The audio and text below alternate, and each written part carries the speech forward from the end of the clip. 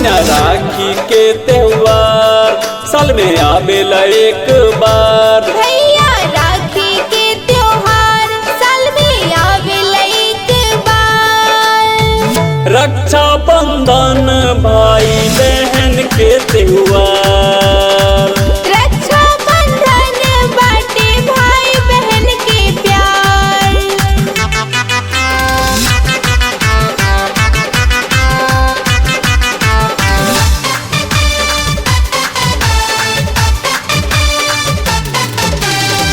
जन्म जन्म बहिना बनिया हमार हो, तो पे नाच आई बनब हम दीवार हो।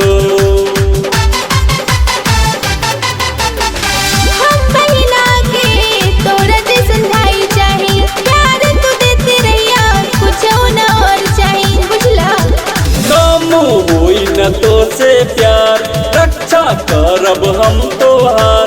भैया बाड़ा तू दिलदार, सौ में भैया एक हमार।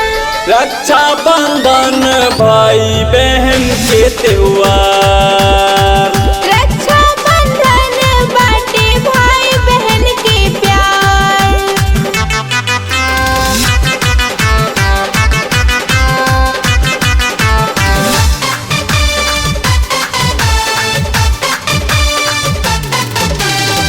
आज के दिन बहिना बड़ा रे सुहाना, खुशी के मत पूछो नहीं बा ठिकाना, बुझलू।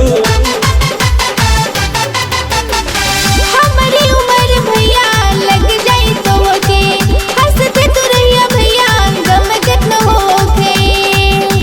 कुछ बिगड़ी ना तोहार, बाटे मुन्ना भाई के प्यार।